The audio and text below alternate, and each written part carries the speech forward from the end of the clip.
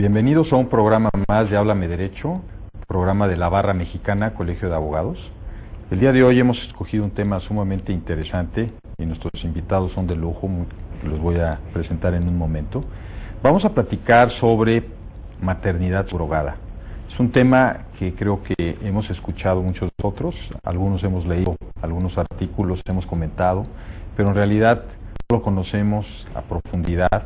Y es un tema que creo que vale mucho la pena que la Barra Mexicana Colegio de Abogados lo aborde desde el punto de vista legal, también desde el punto de vista médico, desde el punto de vista filosófico. Por eso, el día de hoy nos acompaña la licenciada Patricia López Padilla, que ella es miembro de la Barra Mexicana Colegio de Abogados, es especialista en TAD, que ahorita nos explicará qué es, y sobre todo, pues es una gran amiga que ha apoyado mucho este programa. Muchas gracias, Pati. Alejandro, al contrario, muchísimas gracias por la invitación, encantada de estar aquí. Felicidades. Bienvenida. Ella fue la que me sugirió el tema y la verdad es que creo que va a ser de mucho interés. También me acompaña la doctora Marta Tarasco, especialista en bioética e investigadora de la Universidad de Anáhuac, ¿verdad? Sí, así es, Alejandro. Marta, pues bienvenida. Igualmente feliz de estar aquí con ustedes. Es un privilegio siempre estar entre abogados y filósofos, lo cual es muy propio de la bioética, esta transdisciplina nueva que es la bioética. Excelente. Y también está con nosotros el doctor Héctor Velázquez, especialista en filosofía de la ciencia y también investigador de la Universidad Panamericana. Héctor, muchas gracias por haber Muchas gracias, Alejandro, encantado de estar aquí contigo. Pues bueno, vamos a entrar en materia. Creo que es un tema que vamos a manejarlo como una charla donde ustedes nos vayan ilustrando y nos vayan platicando precisamente qué debemos de entender por este término de maternidad subrogada y un poquito los antecedentes. Marta, si tú fueras tan gentil de... Claro que sí. Bueno, se entiende por maternidad subrogada no a una técnica de reproducción asistida per se, sino al hecho de que una vez realizada la técnica de fecundación in vitro o de la ICSI o inyección intracitoplasmática de un espermatozoide dentro del óvulo, se deja crecer, al igual que en la fecundación in vitro, se deja crecer hasta un determinado número de divisiones celulares a temperatura corporal y dentro de un ambiente totalmente rico en nutrientes y además totalmente estéril, y luego se revisa, como todos los embriones una vez que han sido fecundados, se revisa con el microscopio, se escinde una de las células para así verificar cómo está su genoma, es decir, se hace un cariotipo, y si hubiera alguno de los embriones fecundados que no fuera sano, se desecha, es decir, se mata al embrión tirándolo, y los embriones que son sanos, si hay más de 3, entonces se decide congelar algunos y se implantan 3. Normalmente se implantarían dentro del útero de la madre que ha aportado el óvulo o que va a funcionar como madre criadora del niño. Pero en el caso de la maternidad subrogada o de útero de alquiler, que también así se le conoce más popularmente, no científicamente, se implantan en el útero de otra mujer. Esa otra mujer tiene que ser preparada desde el punto de vista hormonal, como si ya hubiera ovulado y ya estuviera gestando. Ahora, quiero hacer aquí una precisión muy importante para el público, y es que la mujer que por alguna razón necesitara de un útero para gestar a su hijo, a veces creerá que el hijo es suyo.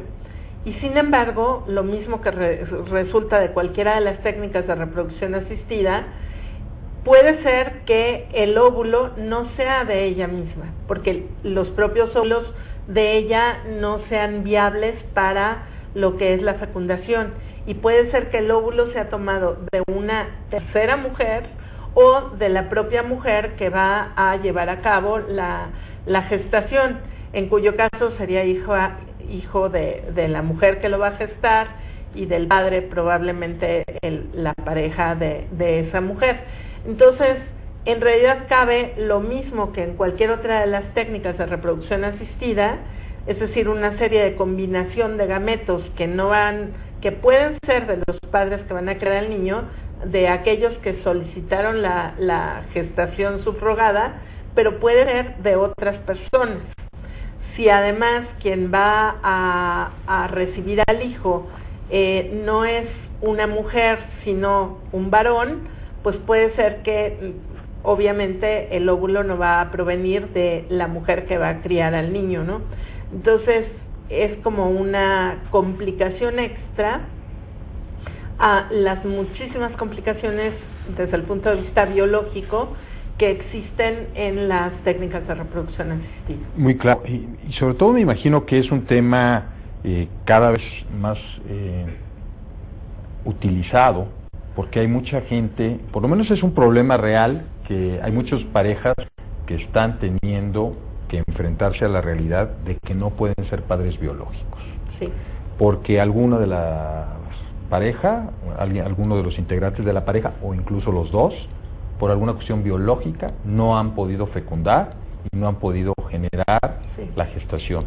Y si bien hay otras opciones muy válidas y que funcionan perfectamente bien, como la adopción, pues también se ven estos temas, ¿no? Se ven estos temas de, bueno, es que a mí me gustaría que a lo mejor tuviera algunos genes míos o de mi marido, o que empezamos a entrar con unas especies de ilusiones que buscan justificar de alguna manera una manipulación de la ciencia para poder tener derecho a la gestación y generar una nueva familia con estos aspectos y esta problemática que vamos a ir desglosando poco a Alex, poco. perdón que interrumpa, pero es que acabas de tocar un tema muy interesante. Efectivamente, en 2009 la Organización Mundial de la Salud dijo que la infertilidad y la esterilidad era un problema de salud mundial, que ya habíamos llegado a ciertos niveles, digamos, alarmantes. Sin embargo, en las iniciativas locales que se presentaron en el Distrito Federal, jamás se habla o se pide una prueba para demostrar que efectivamente eres infértil o estéril. No hay esa solicitud, que es lo primero que debería pasar, ¿no? Es un filtro, no lo existe. Y además otro punto es que recomiendan no recomendar la adopción. Esa ahí es la pregunta, ¿pero por qué? O sea, si hay personas que quieren acceder a la adopción, pareciera ser que desalientan la adopción, haciendo que entren a esta práctica que es muchísimo más costosa y con muchísimos riesgos jurídicos, filosóficos y biológicos que ahorita vamos a ver, ¿no? Incluso de salud, ¿no? Porque supongo, y digo, yo lo viví, no soy ajeno al tema, yo soy padre de 3 hijos adoptivos, y yo viví pues algunos tratamientos médicos. El último que se hizo mi esposa fue Elixir, la inyección intracitoplasmática. Pero entonces más o menos conozco la sensibilidad del tema y he platicado con muchas parejas que han enfrentado esta problemática, pero creo que haciendo a un lado los aspectos emocionales y viendo el marco regulatorio, jurídico y demás, me llama mucho la atención este aspecto, que no digo que sea a favor o en contra, pero es un tema interesante, de que cualquiera puede perfectamente, no hay una discriminación de quién puede hacer uso de esto. Pudiera ser o porque realmente es estéril, o porque a lo mejor pues no quiere sufrir los tragos de un embarazo. A lo mejor un artista que diga, oye, yo no quiero que mi figura... Vamos a llegar a analizar extremos quizás, ¿no? Que se eche a perder. O incluso, pues, ¿por qué no buscamos de alguien que tenga unas características admirables desde el punto de vista fisiológico, y yo quiero, pues, quizás el esperma de un gran atleta o de un artista o de alguien que sea muy inteligente, dependiendo de esto, lo que se busque, ¿no? Entonces, son temas que a mí me gustaría que fuéramos viendo desde el punto de vista biológico, desde el punto de vista legal y desde el punto de vista filosófico. Creo que, pues no es que aquí vayamos a decir qué está bien o qué está mal, pero sí dar información para que la gente tome sus decisiones y vean cuáles son las reglamentaciones, los aspectos biológicos, los aspectos filosóficos y la problemática que se genera socialmente entre la pareja, y que incluso puede llegar a problemas que quizás no han analizado, ¿no? Yo, por ejemplo, con mi esposa, los dos escogimos tener adoptados, y no son parte de ninguno de los dos en la parte biológica, están en nuestro corazón y en nuestro día con día, pero por ejemplo, no sé qué pasaría si de pronto hay una discusión y dice, oye, pues ¿qué crees? Pero este hijo sí es biológicamente mío porque yo utilicé mis óvulos y no tu semen, sino el semen de un tercero. Y empiezas a generar, digo, en el día con día hay que estar conscientes que son realidades adicionalmente al aspecto legal. Entonces, pues yo nada más quería completar parte del comentario que hizo Patti, y es que ninguna de las técnicas per se son un tratamiento. Entonces, hay que tener mucho cuidado. Las técnicas, en el caso de que haya una respuesta positiva y que la OMS ha dado como máximo de éxito un 30%, ya se entiende que son todas las técnicas de todos los países, ¿no? De las clínicas de todos los países. Habrá clínicas que lógicamente tengan un índice de éxito mucho mayor y otros países que lo tengan menor a 30%, pero en un promedio da un 30% de éxito. Y sin embargo, ninguna de estas, o sea, 30% de éxito por cada intento que se haga la mujer. Y sin embargo, ninguna de estas llega a curarse de lo que es la infertilidad. Entonces, una mujer que es infértil puede que salga con un hijo en brazos, pero nunca va a dejar de ser infértil. Este tema del derecho... Por las técnicas de reproducción asistida, quiero decir, bueno, habrá otro tipo de tratamientos, pero las técnicas no son curativas. Entonces, con respecto a lo que dice la legislación que mencionaba Patti, bueno, no solamente no se discrimina quién entra y quién no entra, sino que aparte de eso no acaban siendo técnicas curativas, ¿no? Entonces, claro, bueno, solucionan una problemática de momento, a través de utilizar la ciencia para decir, bueno, pues mira, si no podemos tenerlo nosotros, pues que lo tenga alguien más y nos lo den, ¿no? El producto. Y me imagino que ahí entraremos en esta parte del derecho a la procreación, que cómo está regulado, si sí está contemplado o no. No sé si nos pudieras platicar un poco de eso, Pati. Alex, el artículo 4 de la Constitución dice que los individuos tienen el derecho a decidir el número y espaciamiento de sus hijos. Sin embargo, una cuestión es decidir el número de hijos que quiero tener, y otra cuestión es elevar a rango constitucional. No está consagrado a rango constitucional el hecho de poder acceder a estas técnicas que son completamente artificiales y sobre todo con cargo al erario, porque al darle el mote o la característica de salud, un problema de salud pública, pareciera ser que es el Estado quien tiene que patrocinar o resolver con gasto público este problema. Ese es un punto fundamental. Creo que eso que abordas es un parteaguas, es decir, si está contemplado como una garantía constitucional, si llegáramos a esa conclusión, entonces el Estado, en todo caso, tendría que ser responsable. Eso es lo que quieren, pero una cuestión muy distinta, y es lo que, y aquí como abogados lo podemos ver, una cuestión muy distinta es que esté consagrado a nivel constitucional. Claro, el derecho a la procreación está consagrado. Y otra es, en caso de que estés enfermo, tienes derecho constitucional a acceder a técnicas de reproducción asistida o a métodos completamente artificiales como maternidad subrogada con cargo al Estado. Es decir, creo que hay que distinguir. Además, tampoco hay ningún tratado internacional, porque me diría la búsqueda, no hay ningún tratado internacional que eleve como un derecho humano inherente a la procreación la asistencia de la maternidad subrogada, ¿no? Entonces, creo que son dos cuestiones distintas. Hay que distinguir entre el derecho a la procreación y el derecho a asistir a una técnica artificial que ni siquiera cura el problema de esterilidad. Ese es un punto muy importante. Vamos a una pausa y regresamos contigo para seguir con los temas jurídicos.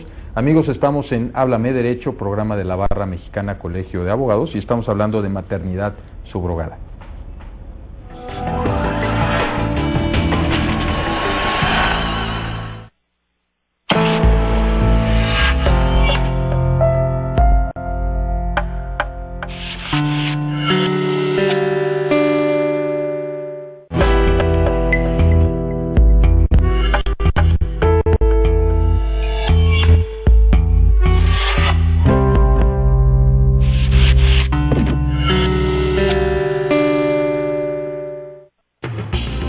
El charro de los Altos, mariachi de Cocula y el mezcal de tequila fueron, después de la Revolución, la imagen que representó lo mexicano en todo el mundo. Porque la figura indiscutible y el sabor mismo de México recayó sobre un punto específico del país. Jalisco es México. México Nuevo Siglo. Martes, 7 de la noche.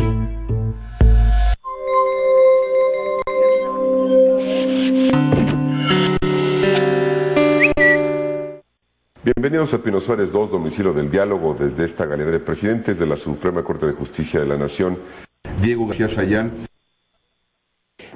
En esta audiencia se van a examinar 6 declaraciones, una presunta víctima propuesta por los representantes. Tendremos ocasión de escuchar los alegatos orales de las partes, así como las observaciones finales, también orales, a cargo de la Comisión Interamericana de Derechos Humanos.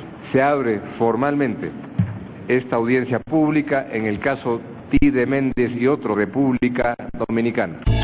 Pino Suárez 2, domingo, 9:30 de la noche.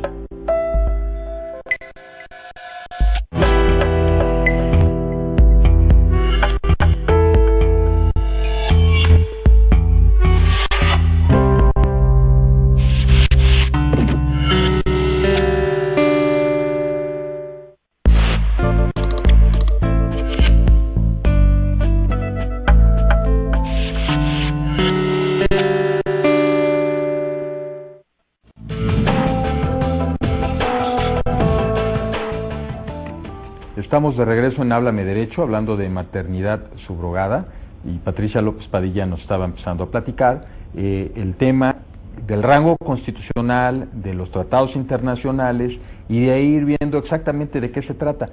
Antes de que sigas con este tema legal, a mí me gustaría conocer desde el punto de vista médico, ¿la esterilidad es una enfermedad? La esterilidad es la incapacidad, bueno, sí lo es, desde luego, ¿no? Es la incapacidad de procrear desde cualquiera de los puntos de vista, y se califica a diferencia de la infertilidad, que es la posibilidad de a lo mejor algún embarazo previo o embarazo posterior a este periodo de infertilidad.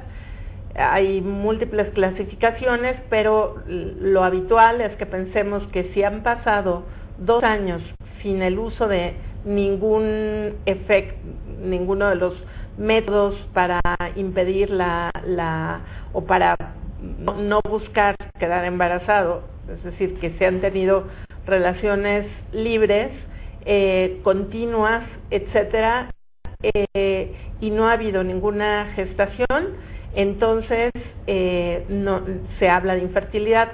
La otra forma de hablar de infertilidad es que, a pesar de haber gestaciones, nunca llegan estas a término, y por consiguiente podemos estar hablando de que la mujer también es infértil porque no logra, no retiene el producto, si no retiene a lo mejor al niño, etcétera, ¿no? Entonces hay tratamientos para algunas de las causas de infertilidad, pero para otras no lo hay de momento, o no han respondido, son refractarias las pacientes, o cuando el problema de infertilidad se da por parte del esposo, ¿no? Pero la esterilidad es la imposibilidad absoluta.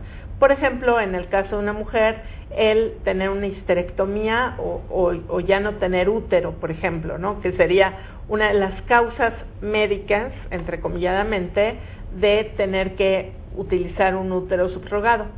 Solo que hay ciertos factores desde el punto de vista de la gestación que con la propia gestación, aunque no fuera un hijo de la mujer gestante, con la propia gestación ciertas hormonas del embarazo crean vínculos que pues recaen directamente en la mujer que ha gestado.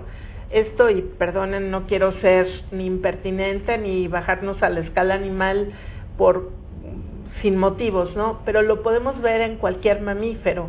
Las hembras de los mamíferos tienen mucho apego a sus crías, aun si es un perrito de nuestra casa, no permiten que nos acerquemos a sus crías, aunque permiten que nos acerquemos a la perrita gestante, ¿no? A la perrita que acaba de dar a luz. Bueno, lo mismo le va a suceder a la mujer que ha gestado durante todos los 9 meses, las 41 semanas, a este bebé, va a tener por efecto hormonal mucho apego emocional al niño. Y claro, aunque le paguen, y de hecho esto es historia en Estados Unidos ya en varias ocasiones, que a pesar de haber recibido la paga, devuelve el dinero y dice, de acuerdo, y les devuelvo el dinero y yo pago todo lo que se me ha dado desde el punto de vista y médico también, pero que se genera me ahí. quedo con el niño, ¿no? Entonces, esta situación, digo, no está legislado lo que es la subrogación de útero, pero la subrogación de útero es, repito, una complicación más de las muchas que hay desde el punto de vista biológico y desde el punto de vista emocional y desde el punto de vista jurídico y desde luego del punto de vista ético de las propias técnicas de reproducción asistida, ¿no? Entonces, sí es importante señalar que no es tan fácil el que uno diga, bueno, que lo geste alguien más, ¿no? Porque yo no puedo tener hijos. Otra de las causas de esterilidad que me preguntabas, dentro por parte del varón, pues sería que no pudiera producir suficientes espermatozoides, o que fueran de muy baja calidad en cuanto a enfermedad, o que hubiera habido un cáncer testicular y pues ya no tuviera esta posibilidad, ¿no? Entonces, bueno, ante todo esto, sí, efectivamente son limitantes, pero es que no estamos, la especie humana como especie, pues sí, claro, necesitamos reproducirnos para sobrevivir, pero un individuo en lo particular no necesita, así como necesitamos de cualquier otra función de nuestro cuerpo, en cambio no necesitamos la función reproductiva para poder vivir. Sí, vivir con plenitud. Creo que esa es una parte muy importante para regresar contigo al tema, claro, al tema legal de lo que estabas comentando, y cómo está de alguna manera reconocido, si se toman en cuenta los derechos de los menores o no. En fin, tú eres una experta en este tema, Pati. Mira, en el único lugar en la República donde está reconocido de alguna manera esta maternidad subrogada es en Tabasco. En el Distrito Federal aún no está contemplada, sin embargo hay iniciativas presentadas. Hay una iniciativa local y hay una iniciativa federal general a la Ley General de Educación, que ahorita, si quieres, hablamos de ese tema porque hay una como contradicción que no debiera existir. La ley local vulnera la ley general. Sin embargo, la iniciativa local lo que propone es primero digamos que van a celebrar una especie de instrumento, se llama instrumento para la gestación subrogada. Antes tienen que ir las partes solicitantes y la parte gestante, que es la que presta el útero, tienen que ir a la Secretaría de Salud, la Secretaría de Salud les hace exámenes y les expide una constancia. Van con esa constancia y van con un notario público y celebran un convenio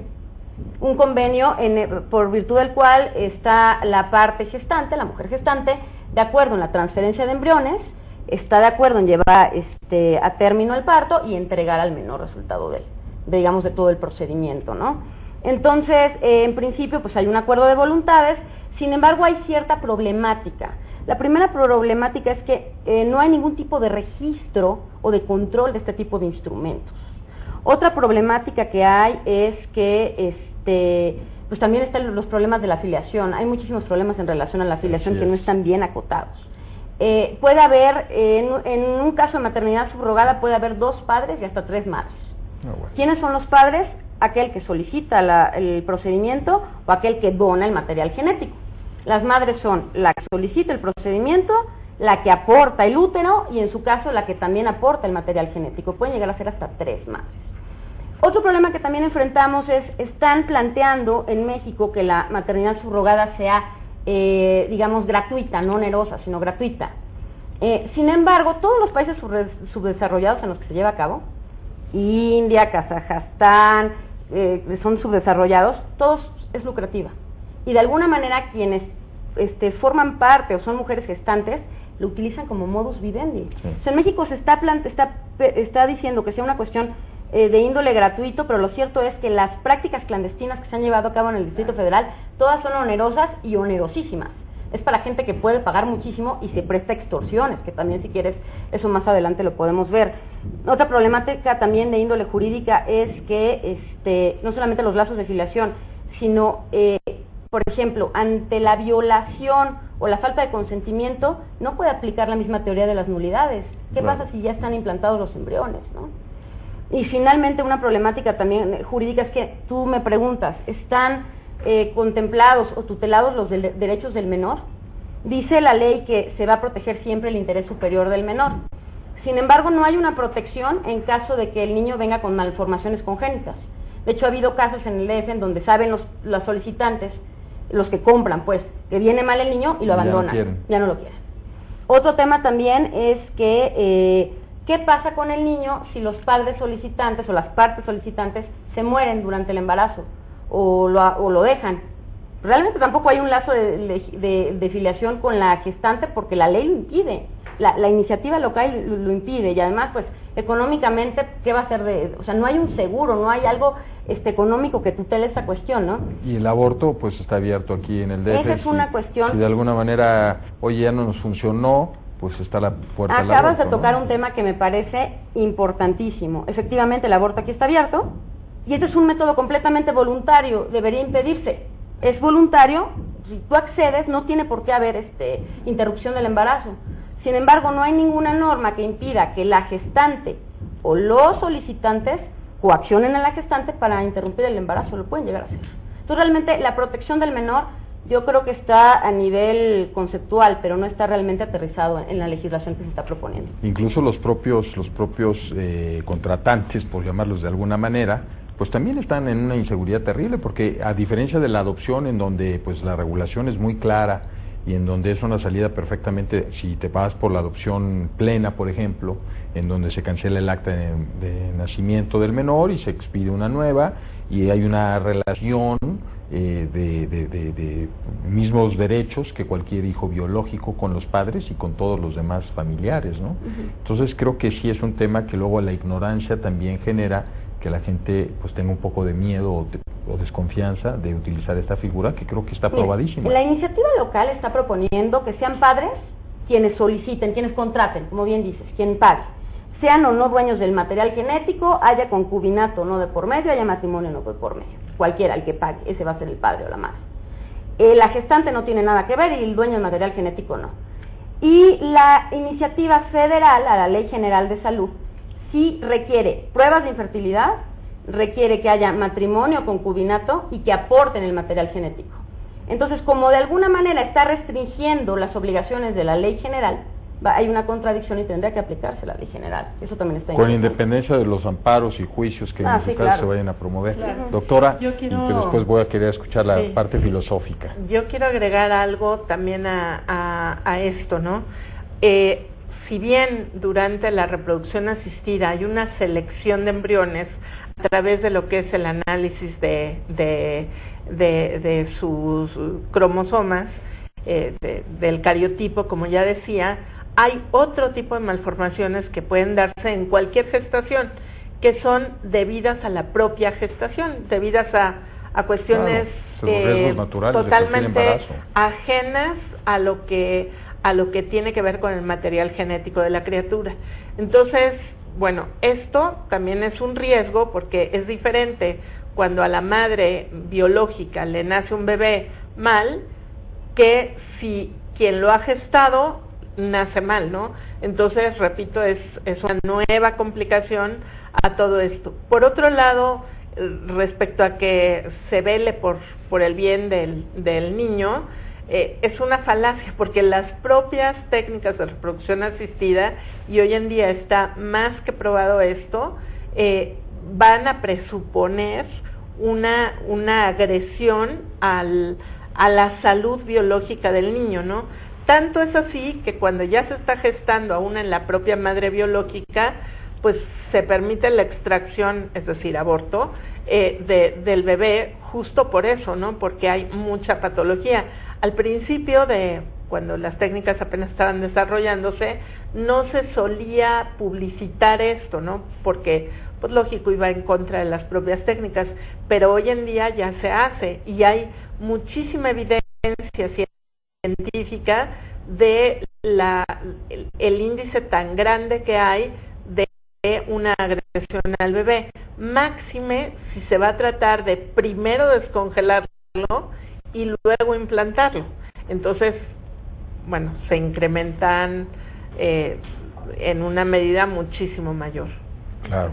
Pues vamos ahora con el doctor Héctor Velázquez. Héctor, no sé si nos pudieras platicar qué tipo de familia se genera con esta subrogación, esta maternidad subrogada, y los aspectos éticos y filosóficos que adviertes en este tema. Así es, Alejandro, gracias. Bueno, aspectos filosóficos, hay dos caminos para enfocarlos. Uno son los aspectos que están detrás o sirviendo como contexto ideológico o contexto ético que está detrás de una legislación de este tipo, y otras son las implicaciones, ¿no? Implicaciones que pueden ocurrir después de una práctica como esta o de los intentos de regular una práctica como esta. Aquí el problema es que lo que hemos escuchado en las dos explicaciones tan completas de Marta y de Patricia parecerían que el gran problema, la gran objeción contra este tipo de maternidad es de procedimiento. Es decir, que hay complicaciones de un orden, que hay complicaciones o jurídicas, o médicas, biológicas, etcétera. Pues ese no es el gran argumento en contra de, o que se puede establecer en contra de esta práctica, porque al final una complicación de procedimiento se puede salvar. Se puede hacer un contrato bien armado, que contemple las condiciones, los escenarios, que puede decir, bueno, pues si esta mujer en una de esas se salva, el niño que viene mal y ya no quieren los contratantes quedarse con ese producto que ellos están estipulando desde el principio, pues hay mecanismos para estipular qué se puede hacer con él, si es legal o no, que se le elimine o se le da en adopción, etcétera, etcétera. O sea, eso se puede cubrir, ¿no? El asunto de complicación procedimental jurídica se puede cumplir. Mientras más escenarios se puedan contemplar, más se puede hacer una legislación más elaborada, y eso no es tanto el problema. O también desde el punto de vista médico, se puede de alguna manera incluir los riesgos de este tipo de acuerdo y tratado en las condiciones del contrato. El asunto aquí es de otro orden, estamos intentando regular legalmente el cumplimiento de un deseo personal. Y en ese sentido hay dos cuestiones de fondo. Una es la ley, es el Estado, debe ser el Estado garante del cumplimiento de deseos personales. Es decir, todo deseo personal que nazca de mi libérrima voluntad tiene que ser garantizado en su particularidad por el Estado. Si yo quiero tener un coche de un tipo, una casa de un tipo, una mascota de un tipo, tiene que estar regulado a ese nivel, garantizado, como decía Patricia hace un momento, por el Estado, las vías como yo cristalice mi deseo de espaciar y decidir el número de hijos que quiero tener. Es un asunto, por un lado. Y por otro lado, eso está relacionado con el problema, es que alguien puede decir, bueno, quizá el Estado no debe hacer eso, ¿no? Pero debe tener un marco para que el sujeto permita cumplir sus deseos personales. El problema es que aquí está involucrado un ser humano. Y el ser humano es un límite, porque de alguna manera la ética lo que establece es que como el ser humano merece una protección y un respeto, no por las condiciones físicas que tenga, culturales que tenga, idiomáticas, no por su actuación social, por simpatía, por su calidad incluso moral, sino solo por pertenecer ese individuo a la especie humana. Si esa es la única prerrogativa por la cual un individuo humano merece protección, en este caso, hablar de que este tipo de prácticas involucra la mercancía o el acuerdo contractual como si fuera una mercancía, el ser humano ya mete un límite ético. Es que lo está haciendo, ¿no? Lo está haciendo. Entonces, el gran argumento fuerte es qué tipo de sociedad queremos fomentar o qué tipo de sociedad no queremos fomentar como comunidad humana o en este caso como comunidad mexicana. Un tipo de sociedad en la cual no hay consideración irrestricta al caso del ser humano, no merezca el ser humano una protección irrestricta solo por el hecho de ser humano, que no pueda ser comercio, que no pueda ser mercancía. Estamos en una sociedad muy sensible ahorita en este momento al trato de blanca, por ejemplo, que es muy sensible al caso del comercio sexual infantil, por ejemplo, también, ¿no? Bueno, ¿por qué no extender esa misma visión al caso de decir, estamos hablando de un objeto de mercancía, de un acuerdo entre dos particulares que el Estado quiere garantizar en las condiciones, entre comillas, más viables? Estamos hablando de un ser humano, al cual no se le está dando la condición de ser humano, que es límite de decisión. Yo no puedo desear cualquier cosa respecto a un ser humano. En este caso, los padres, hay que decirlo, y si quieres un momento más lo comentamos, los padres no tendrían por qué estar usando a un ser humano, que es un niño, para cumplir el deseo de ser padres, porque eso no es un deseo que el Estado deba regular por ser un deseo privado, ¿no? En ese sentido, hay una complicación ética mayúscula, ¿no? Sin duda. Y no sé si nos pudieras empezar a platicar, vamos a ir a un corte en un momento, pero empezar a ver el aspecto de lo que le conocen como la subrogación lucrativa y la que no lo es. Sí. Porque de alguna manera creo que también es un tema muy importante desde el punto de vista filosófico y ético, ¿no? Sí, aunque al final es accidental. Te voy a decir por qué, porque al final la diferencia es, si yo me meto en esta relación de subrogación, una especie de generosidad, la mujer presta su útero para que sea gestado un niño que ha sido contratado previamente, sin ningún requisito económico, de alguna manera haciendo ver que es solidaria con ese deseo y solamente pidiendo los emolumentos que se nacen de la atención médica, alimentación, etcétera, incluso psicológica, que es importante, pues que decía Marta, del apego que surge no solamente a nivel psicológico, también biológico, de la madre con quien está gestando. Y la otra, la que será, digamos, mercantil y no tanto gratuita, es la que esta actividad se acuerda mediante un pago, ¿no? Al final es accidental, porque sea con pago o sin pago, totalmente el asunto nace, estamos acordando la gestación de un producto llamado ser humano, que se acerca mucho a la eugenesia que decían hace un momento. Hay casos documentados de gente en Oaxaca, de indígenas oaxaqueñas, que están sirviendo como úteros de alquiler para madres que, en efecto, como tú decías, no quieren sufrir los inconvenientes de un embarazo, ni las complicaciones del parto, etcétera, y tienen la garantía de que no va a salir con genes indígenas, porque padre y madre aportan los gametos y entonces son fecundados externamente y son implantados en una mujer indígena que sirve nada más como receptor artificial, ¿no? En este caso. Entonces, estamos hablando de qué sociedad, qué tipo de familia y gestación queremos fomentar en el caso de la sociedad mexicana. Creo que esa es una pregunta que sí realmente debemos de reflexionar antes de darle una respuesta. Exactamente. Vamos a otra pausa, estamos en Háblame Derecho, programa de la Barra Mexicana Colegio de Abogados. Soy su amigo Alejandro Torres. Regresamos en un momento.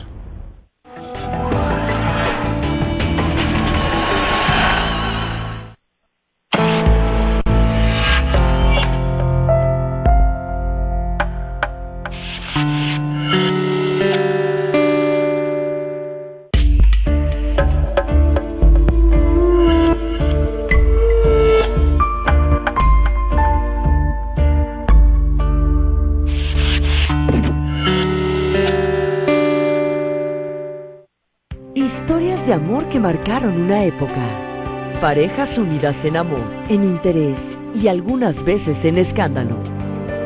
Bodas de cuentos de hadas y romances apasionados que terminaron en tragedia. Descubre los secretos de las parejas que hicieron noticia y capturaron la imaginación de todos. Esta semana, la relación de amor y poder entre Juan Domingo Perón y Evita Duarte. Grandes romances del siglo XX, miércoles, 7 de la noche.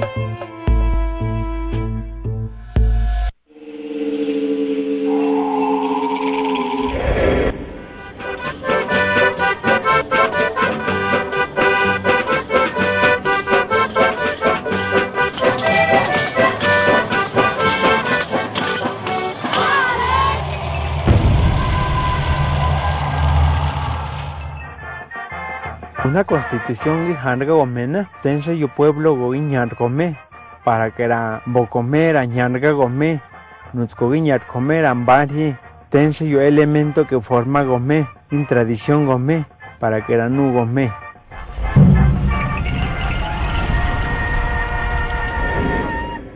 Michos go Pablo Maya Remigio, en comunidad gongue San Antonio Pueblo Nuevo, guiñar come, canal judicial.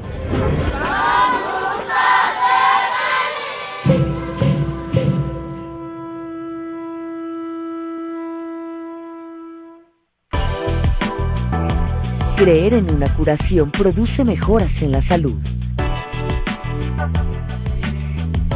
El equilibrio entre mente, cuerpo y espíritu podrían hacer surgir lo inesperado. Descubre el secreto de la curación.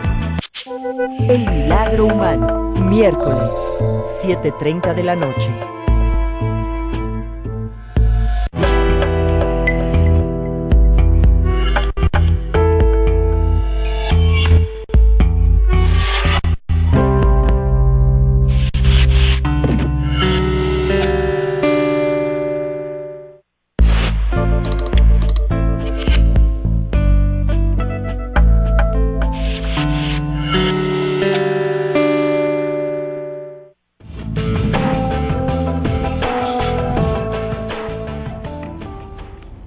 estamos de regreso en Háblame Derecho, hablando de maternidad subrogada.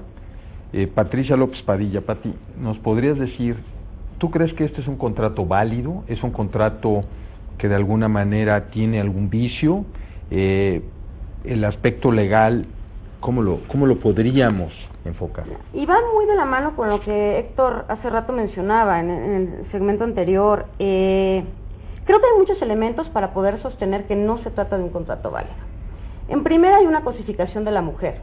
Realmente este tipo de práctica se presta a que el útero, o que muchas mujeres lo vean como una forma de vida, y que las personas que tienen posibilidades económicas abusen de la situación precaria de ciertas mujeres, porque son las que se prestan para realizar eso a cambio de una contraprestación. Entonces hay una cosificación de la mujer, y mi pregunta es, con esta reforma al artículo 1 de la Constitución Política, que habla del principio pro persone y siempre atendiendo al ser humano, pues creo que este contrato salta a la vista como diciendo, lo primero es que se atenta a la dignidad de la mujer, que se cosifica o que está prestando el útero, sea o no a cambio de una contraprestación, de alguna manera lo propicia.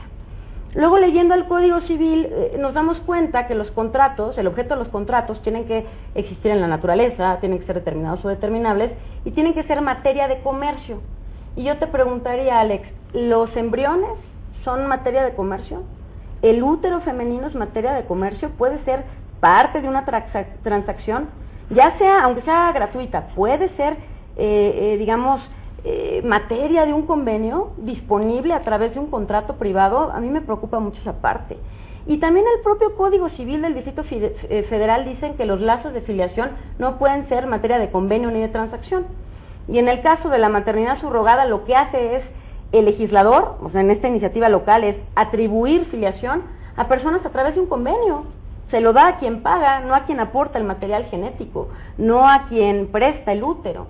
Entonces realmente estamos contrariando los principios generales del derecho y el propio Código Civil del Distrito Federal, que dice que la filiación no puede ser materia de transacción y de convenio. Entonces me parece que hay muchísimos elementos para decir que no se trata de un contrato válido, además de los problemas prácticos que se presentan, ¿no? Ahora, hoy por hoy, ¿cómo está regulado el tema de los embriones? Porque, por ejemplo, como bien decía Marta, normalmente se fecundan 4, 5, 8, 10, no sé cuántos embriones y se congelan. No sé si está regulado. Creo que en Estados Unidos incluso hay unos contratos muy grandes que tienes que firmar, pero no sé si incluso están a la venta, si tú puedes llegar a una clínica y comprar un embrión, lo cual es otro tema pues verdaderamente. La legislación es muy la legislación es muy escueta. La manipulación no autorizada de ese tipo de cuestiones por parte de los médicos configura un tipo penal, pero la legislación para la problemática real, para lo que hacen las clínicas, para lo que cobran y para el tipo de prácticas que se llevan a cabo, realmente la legislación es muy escueta y se permiten este tipo de prácticas, ¿no? De hecho, pues para la maternidad subrogada, uno de los problemas que tiene la legislación local, la iniciativa local, es que no limita el número de embriones. Entonces puede haber transferencia de 3, 4, 5 embriones. Sí, de hecho, y algunos sí sucede normalmente y no necesariamente todos iguales. Exactamente. Que ese es otro tema. Exacto. ¿No? Sí, ese es un tema que realmente, pues yo creo que sí, por lo menos requiere estar claramente regulado, ¿no? Hay muchísimos problemas. Se presenta el problema de la extorsión, porque muchas veces la gestante extorsiona, y eso tampoco lo regula la ley, la iniciativa de ley. Extorsiona a los solicitantes diciendo, ¿quieres al niño? No te lo doy si no me das más dinero. También hay un problema con el secuestro. Los solicitantes, ante el miedo de que no les entreguen al niño, secuestran a la madre y no le permiten el tránsito, ¿no? También está el problema del abandono, lo que mencionábamos antes. Dejan al niño, si vienen en malas condiciones, dejan a la gestante, y cómo va a salir ella adelante con el niño cuando los solicitantes la abandonan. Hay una problemática tremenda, y además de los lazos de filiación, que no se está regulando en la ley.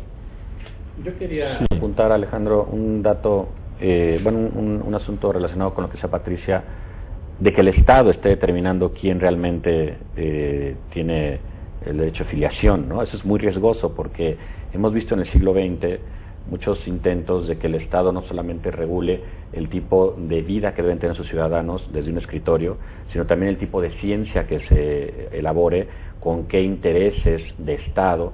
En ese sentido es muy peligroso que no haya una especie de validación natural, es decir, que la legislación no contemple cómo se dan las cosas en la naturaleza. No se trata de poner cotos a la inventiva científica, no se trata de decir la ciencia no debe meterse en estos terrenos, no debe explorar por aquí, no explorar por allá. No se trata de que estemos en una especie de actitud retrógrada donde nos espanta lo que puede lograr la ciencia. Se trata de que la ciencia, igual que la ley, está al servicio de la naturaleza del ser humano. No el ser humano está a expensas de lo que pueda decidir la ciencia o la ley de lo que se puede hacer con un ser humano. O sea, al revés. Entonces, en este caso, aunque implica cierta restricción a operación o a métodos científicos, porque sí está diciendo, si vamos a legislar este asunto, entonces ya no se podrán hacer este tipo de acuerdos, que implicaría también procedimientos artificiales de concepción, etcétera. Aunque es una restricción en cierta medida, hay que tener en mente, y el legislador tiene que tenerlo en mente, y no siempre se discute esto antes de elaborar la ley, tiene que tener en mente cuál es la noción o valía del ser humano que se quiere respetar. Es muy sensible, y eso hay que reconocérselo al legislador, que quiere de alguna manera sortear un problema, un conflicto muy duro en las familias, en las parejas mexicanas y mundiales también, de la infertilidad. Es un hecho, es un drama humano, personal, las personas que quieren hacer un proyecto de vida común, que lo visualizan en el tiempo y tal, y no pueden. Y de alguna manera eso hay que ser sensible ante esa problemática. Pero eso no se resuelve, como decía Marta, ningún método de estos resuelve, sino que lo que hace es solucionar suplantando con una decisión diferente. Y en este caso tenemos ya en grado de indefensión a todos los niños que están esperando una adopción, que realmente ellos podrían cumplir con ese deseo, y comparado el deseo de ser padre con la adopción, el deseo de ser padre con naturaleza subrogada, pareciera que la subrogada aparece como capricho. Porque al final la posibilidad de ser padre la tienen con la adopción. Todos estos intentos de cumplir psicológicamente, humanamente, etcétera, todos los anhelos de ambos padres se puede cumplir. No hay una eugenesia, aunque a veces sí la hay, en cierto sentido, entre comillas, en la adopción, porque los padres a veces quieren que medio se parezca a ellos, lo quiero güerito, etcétera. Bueno, eso se puede de alguna manera sortear, ¿no? Pero en el caso de la maternidad subrogada, al final, comparado con la adopción, casi está oliendo a capricho. Y entonces el legislador tiene que ser muy sensible y decir, bueno, quiero yo ser a su vez solidario con este problema de pareja, o lo que quiero es abandonar la regulación a expensas de lo que se nos pueda ocurrir como legisladores o lo que la ciencia pueda dictar, que son las opciones a cumplir, ¿no? Yo creo que esa parte, mira, la parte de la filiación también se da de alguna manera en la adopción, ¿no? Porque se genera a través de una sentencia judicial, ¿no? Pero creo que una parte que sí es esencial es esta parte de la manipulación sin límites, en donde no haya acotado de alguna manera un hasta dónde, cómo, cuándo, cuántas personas pueden participar, de qué manera pueden participar, cuántos embriones, hacia dónde van, cómo van. A mí se me hace un tema que merece toda nuestra atención, toda nuestra reflexión, y sobre todo existiendo, y lo digo yo en carne propia, una maravillosa opción que es la adopción, que te da plenitud, que te hace generar una familia, que te da la satisfacción de ese anhelo de ser padre o de ser madre, de criar a tus hijos y de integrarlos a un mundo socialmente igual que con los biológicos. Yo tengo muchos sobrinos biológicos y no hay ninguna distinción. No, lo increíble es que además el legislador lo desalienta. En la exposición de motivos dice, está prohibido al médico tratante recomendarle a la pareja proceder a la adopción. La pregunta es, ¿por qué? Si también es otro problema que nos enfrenta, ¿no? Esa es una cuestión totalmente criticable. Reprobable. Entonces, si ya hay una práctica, y si ya el legislador la va a regular, que la regule con cerebro y viendo toda la problemática que se puede generar de manera paralela, que de ninguna manera lo están contemplando, por lo menos la local. Sí. Yo quiero insistir, Alejandro, en un punto, ¿no? Yo creo que ningún padre de familia o ningún futuro padre de familia le desea el mal a sus hijos. Y hoy por hoy eso es algo que adolece en todas las clínicas a nivel internacional, o bueno, la gran mayoría de ellas, es la falta de información completa y veraz a los futuros padres.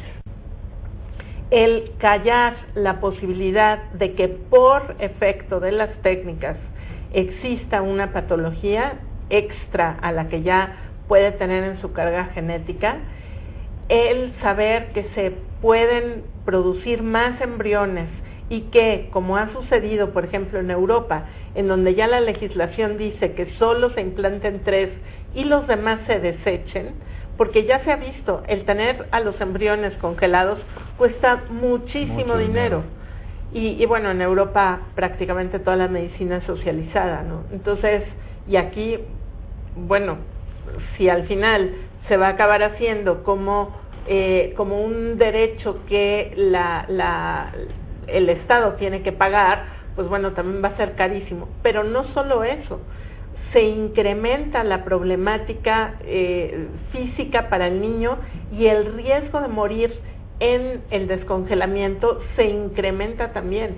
Entonces, yo creo que sin duda alguna quienes desean ser padres de un niño pero no lo han logrado, pues deberían de ser más informados con respecto a esto, y por otro lado también de ser alentados justamente a no gestar in útero, pero a gestarlos en su corazón a través de la adopción, ¿no?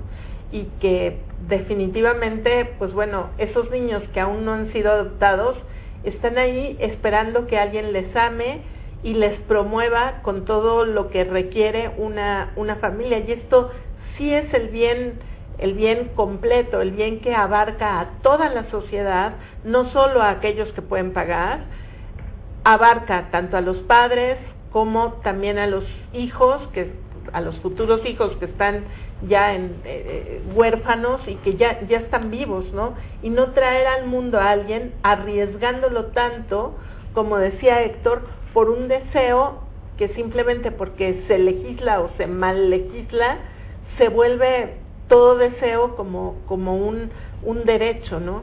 Y esto es algo, pues bueno, que heredamos de tiempo atrás, desde Freud, como si todo deseo fuera un derecho, pero no todos los deseos un derecho que a veces hasta se puede ver como un capricho. Claro, bueno, todo deseo en principio, ¿no?, puede llegar a ser un capricho, claro.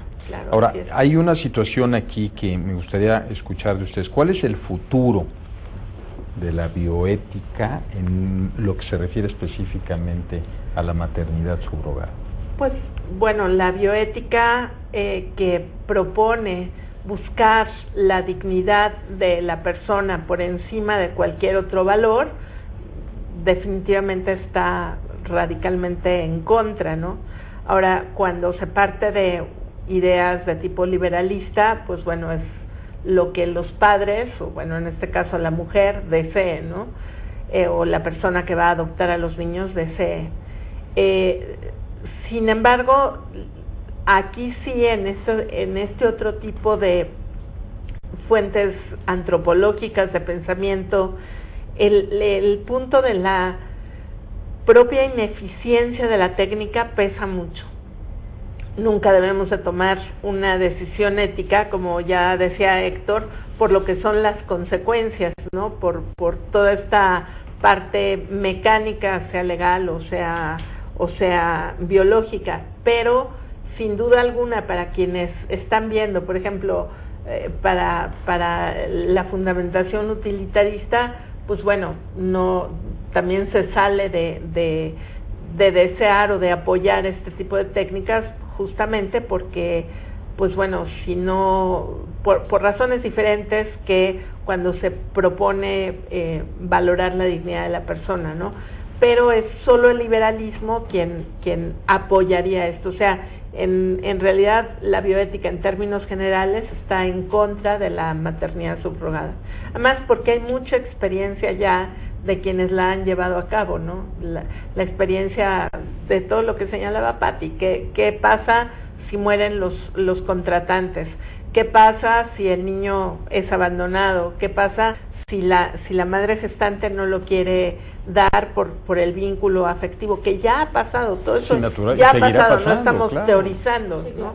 Entonces, a mí lo que me preocupa es que el partido en el gobierno, en el Distrito Federal, lo que hace es presentar, me da la impresión, iniciativas por moda, y no por atender a las cuestiones que realmente son necesarias. Me pregunto, ¿es necesaria la forma como están regulando la maternidad subrogada? Si lo van a regular, creo que tienen que rodearse de expertos y que vean todos los daños colaterales, y la verdad no lo están haciendo. Entonces me preocupa que la agenda legislativa sea una cuestión más bien por capricho, y que ese capricho avale o propicie la práctica de una técnica que tiene muchísimas bemoles y muchísimas aristas. O por popularidad. Así es. Pero bueno, es un tema que siempre nosotros tendremos que estar poniendo el dedo sobre el renglón, mencionando cuáles son las principales preocupaciones desde el punto de vista filosófico, ético, de bioética, jurídico, y que haya información, sobre todo que haya información. Yo creo que todavía en nuestro país hay una gran ignorancia, desafortunadamente, y una manipulación de la información para tratar de alguna forma de o generar un gran negocio, o simple y sencillamente pues la gente no comparte la experiencia o la información, y se generan muchos miedos, hay muchos tabús, hay mucha cuestión de falta de información. Por ejemplo, el tema de la adopción, ¿cuántos niños hay que están esperando un hogar? ¿Cuáles son las garantías jurídicas que nos puede dar el procedimiento de la adopción? Y poder tomar en la balanza válidamente qué pasa si me voy por acá y qué pasa si me voy por acá. Por acá hay un mundo de cuestiones inciertas, como tú lo mencionaste muy bien, como ustedes lo han compartido, ¿no? Que luego la gente no se las siquiera imagina, ¿no? Sí, la ventaja que sea un tema polémico es que todavía se puede prestar a que se genere mentalidad crítica, ¿no? Es decir, todavía se puede generar debate, se puede generar consultas, se puede generar una idea, de modo que la gente, el legislador y también la población estén más enterados y sean más críticos y juzguen con más conocimiento de causa. El asunto de la adopción es terrible, la cantidad de trámites que hay que hacer para lograrlo. Yo soy tío de mi sobrino es adoptado, y es complicadísimo la tramitología, diferente en cada estado, tienen que decidir a dónde recurrir para que sea menos difícil. Ese tipo hay que transitar hacia allá con mucho mayor facilidad, años enteros. En cambio, este tipo de práctica, bueno, el argumento siempre va a ser, se puede mejorar para que no sea tan complicado llevarla a cabo si nos dejan ensayar cada vez más. Siempre ha sido el argumento desde la ciencia, pues es una especie de serpiente que se muere la cola, ¿no? Sí, para practicar más hay que pasar por encima del individuo, el ser humano, para lograr esta práctica, y entonces hay que volver a practicar sobre él. Entonces es un problema que tiene demasiadas complicaciones, pero ojo, repito, quisiera insistir sobre esto, no es el asunto de la complicación lo que lo vuelve una práctica que me sería por lo menos un juicio crítico, sino el asunto de fondo. Estamos hablando de un ser humano que merece un respeto por su dignidad intrínseca, ¿no? Pues se nos fue el tiempo. Yo les agradezco muchísimo el que hayan venido a compartir con nosotros sus conocimientos, su experiencia, su pasión por el tema. Esto fue Háblame Derecho. Estuvimos hablando de maternidad subrogada. Este es el programa de la Barra Mexicana Colegio de Abogados, y soy su amigo Alejandro Torres. Nos vemos en la próxima.